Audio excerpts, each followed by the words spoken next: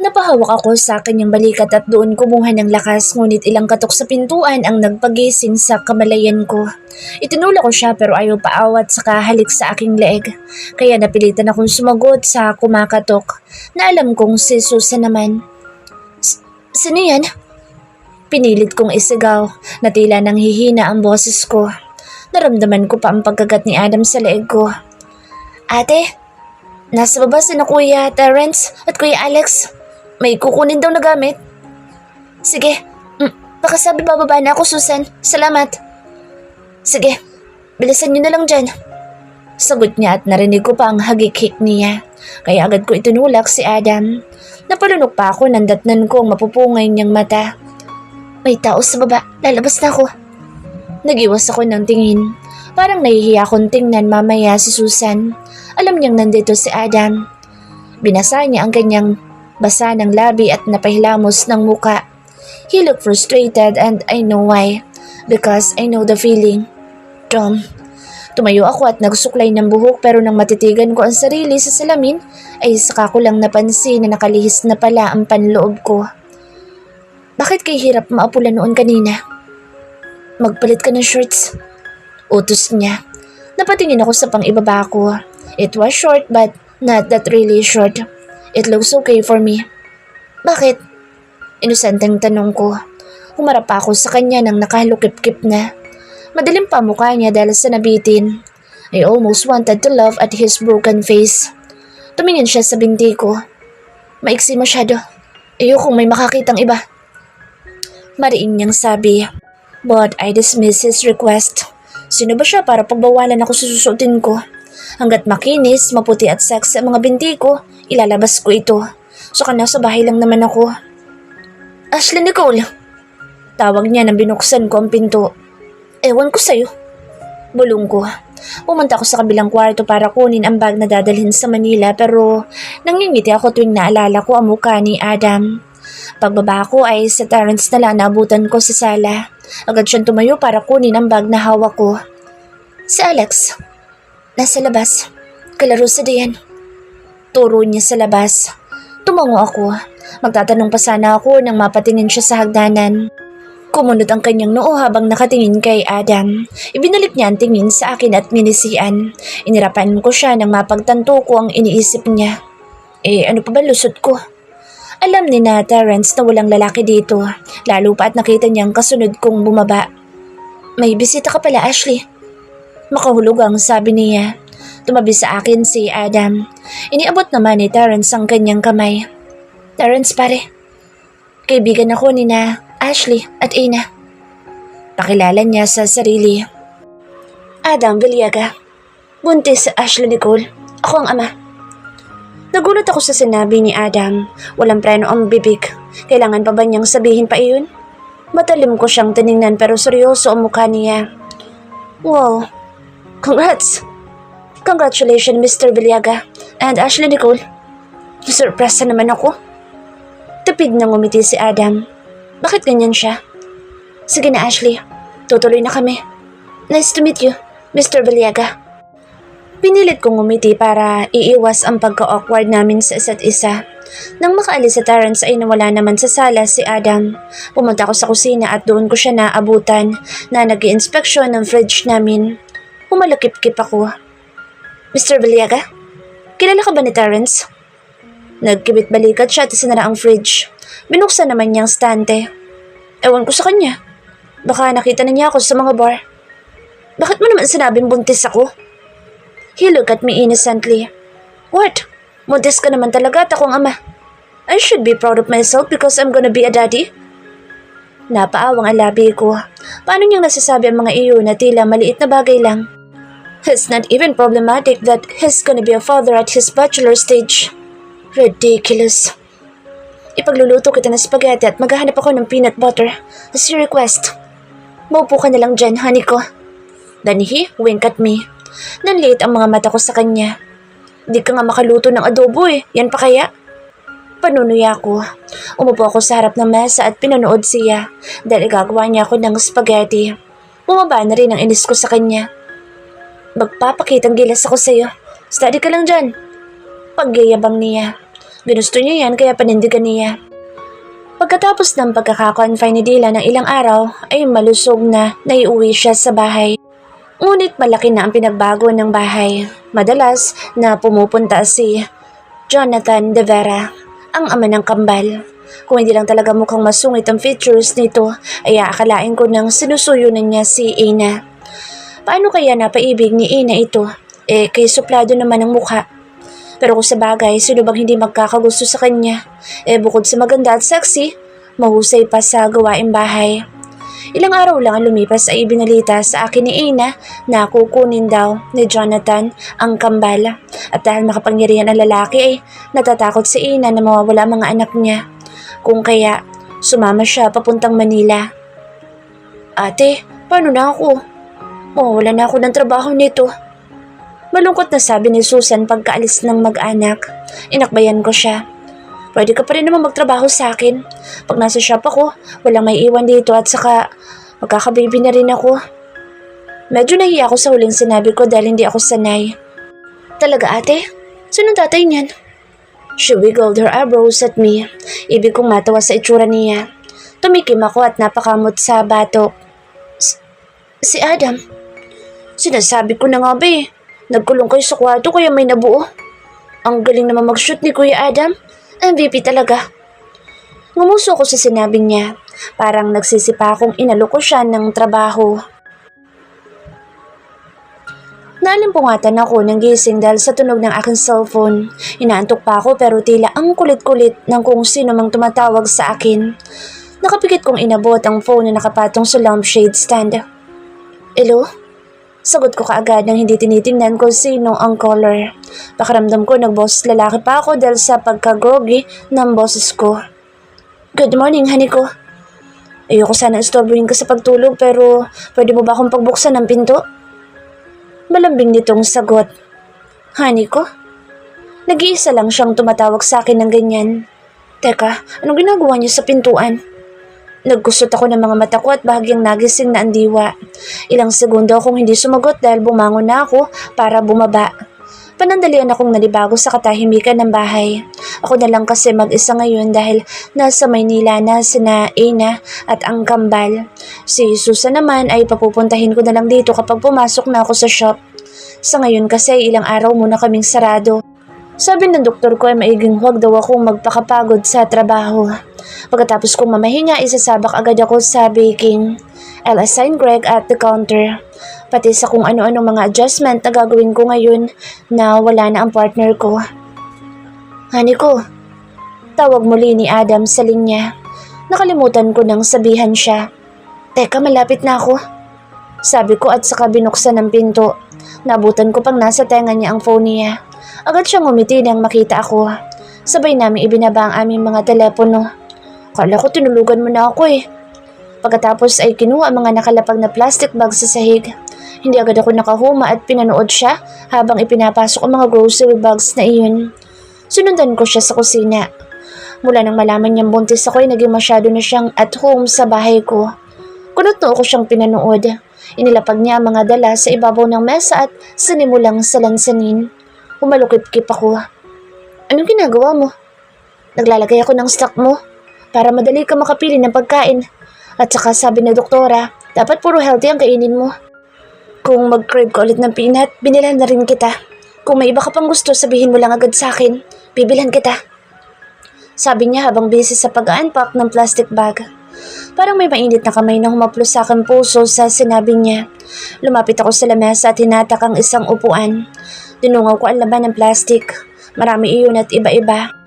Meron pang spaghetti noodles, 3 bote ng peanut butter, Nutella, loaf bread at may mga prutas din at mga gulay. Pati mga lata ng gatas ko ay bumili din siya. Sa dami nito malamang mapununan niya ang fridge at stante ko. Ay say, tinignan ko ulit siya at nangalumbaba. He's too good to be true. Parang ang saya palang maging buntis kung ganitong klase na lalaki mag-aalaga sa'yo. Hindi mo naman kailangan gawin yan, Adam. Napahinto siya sa ginagawa at nilungon ako. Gusto kong gawin ito, Ashley Nicole. Napanguso ako. Alam ko, hindi ko naman siya mapipigilan sa gusto niya. Para na rin sa baby. I smiled. Thank you. Tuluyan na niyang itinigil ang ginagawa at lumapit sa akin. Nag-squat siya upang magpantay ang mga mukha namin. I look at him. Galing sa puso ko ang pasasalamat sa kanya. Hindi mo kailangang mag-thank you, Ashley. Lahat gagawin ko para sa'yo at sa baby natin. Responsibilidad ko kayong dalawa at mahalaga kayo sa akin. He declared. For a second, I was thinking what he said was just because of his duty as a future father. Bahagyang bumigat ang loob ko doon pero hindi ba dapat maging okay pa ako dahil hindi irresponsable nakabuntis sa akin? He is willing to give his name to our child. He is willing to provide the baby's need. What can I ask for? Tinitigan niya ako. Yung klase ng titig na parang bawat labas ng letra sa isip ko ay binabasa niya. Naramdaman ko bigla ang pagbugsong pintig ng puso ko. Bigla ako na-conscious. Kagigising ko lang at hindi pa nga ako naghihilamos. Tumikim ako. There was a long silence. Meron ba akong pang-breakfast dyan? Gutom na kami. Bigla ko nasabi para lang iwala ang katahimikan niya. His lips twitch na parabang natutuwa sa mukha ko. Ano bang gusto ng mga honey ko? Gagawin ni Daddy. He said in a joyful voice. Pinaliitan ko siya ng mga mata ngunit hindi ko maiwasang matawa. Kuminsan talaga iniisip ko na lang ang mga lumalabas sa bibig niya ay puro biro. Today? Kahit ano gusto ko. Sabi ko. He smiled and stared at me. Mamuso na lang ako sa ikinilos niya. Kinakabahan kasi ako. Pagkatapos namin mag-breakfast ay naligo na ako. Naiwan si Adam sa kusina para magligpit at maghugas ng pinagkainan. He insisted at alam kong hindi na paaawat iyon. Maghapon nagstay sa bahay si Adam. Hindi niya ako iniwan sa bahay. Minsan puro kalokohan na lang ang lumalabas sa bibig niya. He would just crack a joke out and then I'd laugh so hard. Bentang-benta sa akin ng mga iyon. Hapon nang magkatabi kaming nanonood ng TV, pinaghiwa niya ako ng mansanas. Tutok na tutok ako sa pinapanood kong pelikula nang bigla niyang pingutin ang bahagyang ilong ko. Nilungon ko siya kaagad. Bakit? Kunot na akong tanong pero nakangisi na siya agad sa akin. Sa TV na lang nakatingin eh. Pansinin mo naman ako. Aba, syempre. Crush ko kaya yung si Henry Cavill. Pag siya nasa TV, sa kanya lang atensyon ko. Sabi ko sabay balik ng mga mata sa harap ko. Muli akong tumutok sa TV nang biglang humiga si Adam sa kandungan ko. Iniharapan niya ang kanyang mukha sa tiyan ko kaya dumagundong kaagad ang dibdib ko. Pinagkrus niya ang kanyang mga braso sa tapat ng kanyang dibdib. I swallowed. Adam, tumayo ka nga dyan. Muntik pang magkabuhol-buhol ang boses ko sa kaba. Umilin siya at pumikit. Ayoko. Baby, pinagpapalit na ako ni Mommy sa ugok na Henry na iyan. Tulungan mo naman si Daddy, please. Kausap niya. Sa tiyan ko ba o sarili niya? Naalarma pa ako nang ilubog niya mukha niya sa tiyan ko. Medyo nakikiliti ako. Dam, tumayo ka nga. Dumilat siya at tiningnan ako. Ayoko. Sabihin mo munang hindi mo na-crush yung Henry na yan. I bit my lip. Nakakatuwa na nakakatawa siya. Parang ano to? Tumaas ang kilay niya. Parang ano? Para kang bata. Numuso siya. Si baby na lang ang pag-usapan natin. Kumunot ang nukot kumagat ng mansanas. Tuluyan ang nawalang atensyon ko sa pinapanood.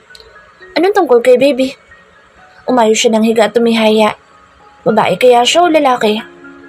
Oo nga pala, hindi ko pa iyon masyadong naiisip dahil maliit pa naman ang tiyan ko. Pero dahil nagtanong siya, bigla akong na-excite. Ikaw, ano bang gusto mo? Tanong ko't sinuklay ang buhok niya. Ang lambot pala nito. At ngayon ko lang mas napagmasdan sa malapitan na makinis ang kanyang muka. Mahaba ang pilik mata niya at makapal ang kilay niya. Kahit ano, basta kamukha mo. Ang ganda mo kasi. Ewan ko sa'yo. Pabirong sabi ko sabay subo sa kanya ng hawak kong mansanas. Nakaisip ka na ba na ipapangalan? Sabi niya habang ngumunguya. Wala pa. Wala pa akong maisip eh. Kung pagsamahin kaya natin ang pangalan natin. Medyo natawa ako sa suggestion niya. Parang ang tamad naman natin mag-isip ng pangalan nila. Bakit? Maganda naman na. Pag lalaki, junior ko. Pag babae, mini mo. Di mo ba gustuhan ko? Ngumuwi ako sa itinawag niya sa akin. Bakit ba parang fan ka sa salitang honey ko? Palagi mo nalang tawag yan. Ikaw, kailan mo ako tatawagin ng ganoon? Sabi niya at sabay taas pa ng kilay. Seryoso pa mukha niya. Adam, ngumisi siya. Pero okay lang. I'll wait for you. Ngayon pa, nabuntis na kita. Panandalian ako natigilan at napatitig sa kanya. I just felt that there was something hiding in his words and tone, pero iba sa ikinikilos niya. Bagay na nakakabulahaw sa sistema ko. I heaved out a deep sigh. Kumuha ko ng slice ng mansanas at isinubo sa kanya. Kumain ka na lang. Kulang ka lang sa sustansya. Ngunit hindi ko na isubo mansanas dahil hinuli niya ang kamay ko. Mali. Kulang ako sa mga lambing mo. He said in a dangerous tone, at bago pa ako makasagot ay inilagay niya isang kamay sa bato ko at hinila payo ko upang maglapat ang labi namin. Siniil niya ako ng halik kung kaya nanlaki ang mga mata ko sa ginawa niya. Napapikit ako nang maramdaman ko ang malamyos niyang hagod sa mga labi ko. Mainit at matamis. Iyan ang nadarama ko sa halik niya. Naginit ang mukha ko at sinagot ang bawat niyang halik. Nalalasing ako sa pinagsamang mabango niyang amoy at init ng katawan. Unti-unti akong nawala sa sarili hanggang sa mabini niyang halik ay lumalim at naging agresibo. Hindi ko na maawat pa ang sarili. Halos bumangon na siya sa pagkakahiga dahil sa maalab naming halikan. Nang maubos ang hangin ay binitawan ko ang labi niya ngunit hindi niya binitawan ang ulo ko kaya patuloy pa rin siya sa paghalik sa panga at pisngi ko. Nag-alap sa init ang mukha ko. His kisses were like a drug. Kapag nasimulan na ay kay hirap nang bumitaw pa. Dito mo ba gagawin? Why, hon? You're not comfortable? He whispered. Baka kasi may makakita sa atin. I swallowed my own words. Hindi ako makapaniwalang may lalabas sa aking ganitong katanungan. But he chuckled instead. He leaned in. I only want your crush, Henry Cavill. See me taking you. I want to crush his heart for stealing you from me. Hon. Kumunot ang noo ko at napatingin sa TV. Nakapause iyon. Pero naka-close up naman ang mukha ni Henry. Kinurot ko siya sa balikat niya. Kumapit ako sa kanya ng mahigpit. Each move felt so magical. Ang bawat pagbunggo niya sa akin ay nagpapahiwatig ng kakaibang init. Humigpit ang yakap ko sa kanya nang maramdaman ko ang sukdulan ko. Patuloy pa rin siya sa paggalaw hanggang sa ilang sandali pa ay bumagal na siya at namahinga sa ibabaw ko. He kissed me on my forehead. Masaya na ba si mommy? Tudyo niya. May na ako siyang hinampas.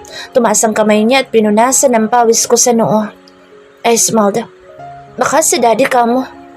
He laughed and kissed me again. Napalingon ako sa pinto ng kwarto nang bumukas ito. Agad ako napangisi nang pumasok si Adam, hawak ang mga damit kong ipinakuha ko sa sala. He was half naked and wearing only his boxers. Samantalang ako, tanging kumot lang nakabalot sa aking katawan. Natatawa naman ako dahil seryoso mukha niya nang papalapit sa akin. But his eyes were still seductive as he stared at me. I giggled. We were on my bed, cuddling, but I told him to get my clothes. Paano ba naman iniwan naming nakakalat sa sala mga damit namin nang buhatin niya ako dito sa taas. Hindi ako mapakali kaya pinakuha ko sa kanya. He just can't stop kissing me. That's why he was mad. Ibinaba niya sa gilid ng kama ang mga damit namin at gumapang muli sa tabi ko. Ngayon, na-conscious na ako dahil at least siya naka-boxers na. Pero ako ni isang saplot ay wala pa. Umusod ako ng konti para hindi madikit sa kanya pero hinatak na naman niya ako. And he showered my face with his shallow kisses. Napakagat ako sa aking ibabang labi at tila binulabog ng mga kulisap ang aking tiyan. Are you making fun of me? Bulong niya at sabay dikit ng tungki ng kanyang ilong sa leeg ko. My shoulder twitched because of the tingling feeling. Nilingon ko siya. Nahalata mo ba? Natatawa kong sabi pero nakiliti muli ako nang igapang niyang kanyang kamay sa bewang ko at nagsimula na namang kagat-kagatin ang leeg at balikat ko. Hinayaan ko siya dahil may parte sa puso ko na gusto ko ang ginagawa niya at wala akong maisip na ibang lalaki na mas lalapit pa sa akin ng ganito. Even Ryan. He chuckled. Hindi naman kita may hindian eh. Hinding-hindi. Bulong niya. Tila nagiinit ang dibdib ko sa kanyang sinabi. He was so sweet. Yan na siguro ang panibagong marka sa akin ni Adam. Han? Lambing kong sagot sa kanya. Lumipat ka na kaya sa akin? Bigla niyang tanong. Kumunot ang noo ko at napatingin sa kanya. Ha? Isang halik ang iginawad niya sa aking sentido bago umayos ng upo at sumandal din sa headboard. Ang gusto ko, nasa isang bahay na lang tayo pagkalabas ni baby para sabay natin siyang aalagaan. Ayoko na iiwan ka dito lalo pat umalis na si Naina. May bahid ng pag-aalala sa kanyang boses. Ibig ba niyang sabihin ay magsama na kami? As in live-in? Natakot ako't kinabahan. Wag na. Saka inaloko na kay Susan ang pagtulong sa akin sa pag-aalaga kay baby. Dito muna ako hanggat hindi pa sinasabi ni Ina na hindi na sila babalik. Parang nagkabuhol-buhol sa kaba ang puso ko dahil sa sinasabi niya. I'd face the reality that I'm going to be a mom, but I didn't see my future living with a guy. Napanguso siya at tila nag-isip ng malalim. Kasabay nito ay ang paggagap niya sa aking kaliwang kamay. Pinaglaruan niya mga daliri ko. Paano kung pakasalan na siya ni Jonathan De Vera? Halata namang wala nang balak pampabalikin noon dito ang mag-iinan niya. He said na para bang kilala niya ang lalaki. Hindi ako nakasagot. Hindi ko alam ang idadahilan ko pero ayokong pumasok sa pagli-live-in. Ayoko. Pinagsalikop niya mga kamay namin at saka itinaas para pagmasdan. Hindi pa naman sigurado iyon. Natatalo ako ng kaba. Kung ganoon, ako na lang ang lilipat dito. Maras ako napalingon sa kanya. Why was he suddenly saying this? Dito muna natin nilagay ang kuna ni baby. Turo niya sa isang space ng kwarto ko at tila nag-i-imagine ng pupastuhan ng mga gamit. He started pointing and designing things and furniture. Tahimik ko siyang pinakinggan. Baka hindi magkasya. Question ko. The baby's things were definitely fine pero when he pointed out his things, natatameme na ako. Nilungon niya ako at saka dinala sa kanyang labi ang pinagsalikop namin mga kamay. Can we change your bed? I'll get a bigger one. Sabi niya sabay kindat pa na animoy may masamang balak. Well, maliit naman talaga ang kama ko kumpara sa kama niyang king size yata. But then, seryoso ka ba? Seryoso saan? Sabi niya at pinupog ng halik ang likod ng palad ko at mga daliri na lilipat ka dito. Kasi Adam, kung inaalala mo ang baby natin, pwede ka pa rin manatili sa bahay mo. Total magkapit bahay lang naman tayo. Anytime pwede kang pumunta dito. Hindi naman kita pagbabawalan pa. Sabi ko ng mahinahon. Inilagay niya sa ilalim ng baba niya mga kamay namin. Gumuhit ang lungkot sa kanyang gwapong muka. Ayaw mo bang makasama ko? I gasped. Hindi naman sa ganoon. Sa akin lang baka mahirapan ka mag-adjust ng dahil sa baby. Mas mainam pa nga na kunin ko si Susan para may makatulong tayo sa pag-aalaga habang nasa trabaho ako o kahit ikaw. Naisip ko na ngayon na magkakaanak na kami, siguro ay maghahanap na siya ng trabaho. Lalo pa at sa tingin ko ay marami siyang gustong bilhin. I don't think na marami siyang ipon kung isa siyang simpleng office worker. Hisay. Mas mainam kung tayong dalawa mag-aalaga sa anak natin. Dapat hands-on tayo. Though pag wala ako, gusto ko kasama mo pa rin si Susan. Siyempre, ayoko na napapagod ka. At as much as possible, ang gusto ko sa bahay ka na lang. Pero alam ko namang hindi lang trabaho ang turing mo sa pagbe-bake. That's your passion. I want you to be happy too. I stared at him. What he said was just enough to melt my heart. He knew what I want and what I loved. Bagay na ginagampanan ko rin noon kay Ryan. Sabi ko nga, kakaibang tao talaga nitong si Adam. He could please me. Kaya lang, marami pa ring doubt sa utak ko. May what ifs and whys. Pagkatapos ng gabing iyon na hindi na ako mapakali. Palagi akong binabagabag ng mga gustong gawin ni Adam. Kahit ramdam ko ang kagustuhan niyang makapagbigay ng maayos sa magiging anak namin, hindi ko mapigilang mapaisip. 2 linggo yatang naging busy si Adam dahil halos hindi na niya ako napupuntahan. He would just ask Susan to check me or accompany me while he's not around. Nagtataksa tumatawag naman siya madalas pero hinahanap ko pa rin ang presensya niya. Sabi nga ni Susan ay baka napaglilinhan ko na daw si Adam. Pero ngayong gabi ay nakatanggap ako ng text mula sa kanya. Kumunot ang noo ko. Honey ko, punta ka ngayon sa bahay. Ihintayin kita. Okay. Tiningnan ko muna ang sarili sa salamin at nagsuklay. Sinilip ko muna ang kalan kung napatay ko ba pagkaluto ng sinaing at saka ko lumabas ng bahay. Nowadays, medyo nag-iingat ako at baka napapansin ng mga kapitbahay namin ang madalas na pagpunta sa bahay ni Adam. Though ang tingin yata nila ay naliligaw si Adam sa akin.